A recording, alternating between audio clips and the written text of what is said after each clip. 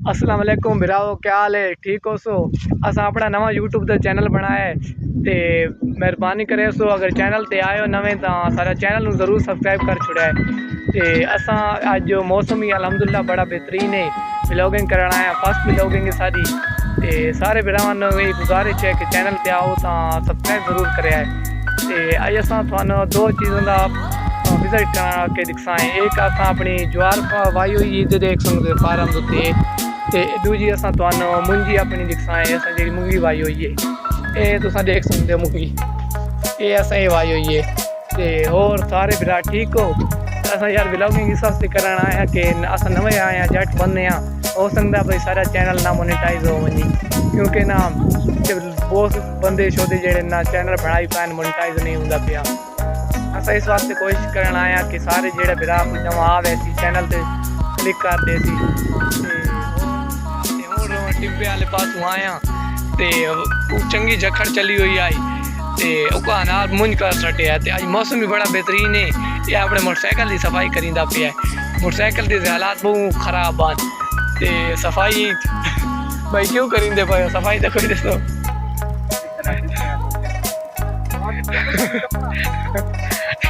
ए भाई का आधा पिया टिब्बियां के कर रहा है बाती टिब्बे जो टपड़ा मोटरसाइकिल की मुझे हालत हो नहीं।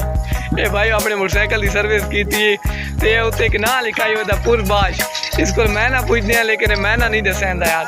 तुसा गाइस मैं अगू का बंदे तू पूछना तो तुम दसेना। इस भाई ने अपना नवा मोटरसाइकिल 125 गिद्दा है ते बैठे हैं। सुनाओ बिरा कितने का गिद्दा ने मोटरसाइकिल अपना? 2 लाख 34 का गिद्दा ते सामना नहीं चाहिए चोरी हो गई थी। ठीक ठीक नई व्लॉगिंग शुरू की थी। चल अभी चल हाँ नवा चैनल बनाया थे बिरा नवा।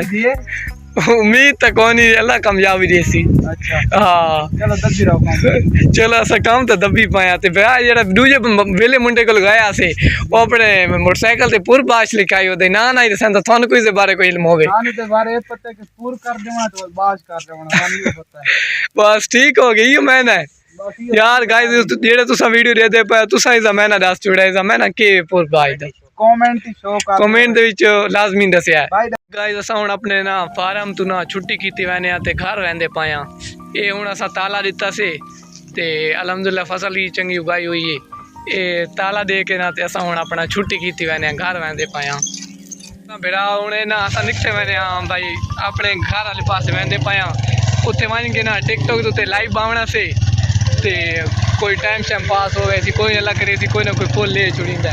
ये सारे तुसा देहात के नज़ारे देख के पत्थरियां का कारोबार होंगे इतने इतने अस देहाती जे लोग हाँ सादी जिंदगी तो अस हूँ रोड से चढ़न आए हैं गाइस तुम दिखा चुसा है रोड से चढ़न आए हैं तो टिकटॉक ते लाइव अस आए तो ये तुम देख सकते हो सारे देहात के नज़ारे देख सकते हो तुम सारे देहात के नज़ारे। तो इंशाल्लाह ना नैक्सट साड़ी व्लॉगिंग हो सी 2 दिन बाद ते अस हूँ सड़क उत्ते वहदे पे रोड उत्ते चढ़ गए हैं। ये देहातां दे तो नज़ारे दिखे ने ट्रक देखा ले ट्राले पतरे वाले ट्राले खलोते हैं ते सारे देहातां दे नज़ारे देखो रास्ते देखो तुम सारे देहातां दे ये कितनी जिंदगी अजीब है सारी देहातां दी। तुम देखो सारे देहातां दे नज़ारे देखो अग्गा और वहदे पे खाना व्यूवर दिखा छुड़ता है और अपना नज़ारा देहात का ये सामने देख सकते हो। उका वीरान माहौल पे है इतने पुरसकून जिंदगी है। शहरी जिंदगी ना अच्छी सन नहीं लगी क्योंकि देहाती लोग हाँ शहरी जिंदगी मजाए सही ना तो साथ पानी नहीं। देखो साइकिल से मौसम भी बड़ा टाइट बने हुआ है तो अलहमदुलिल्लाह सारे गाँव के ना माहौल बड़ा अच्छा है मौसम का। को गिराओ अगर तुम सारा चैनल ना पसंद आया ना तो सब सब्सक्राइब जरूर कर छुड़ा है, लाइक ही करें। इंशाल्लाह नेक्स्ट व्लॉग में मुलाकात हो।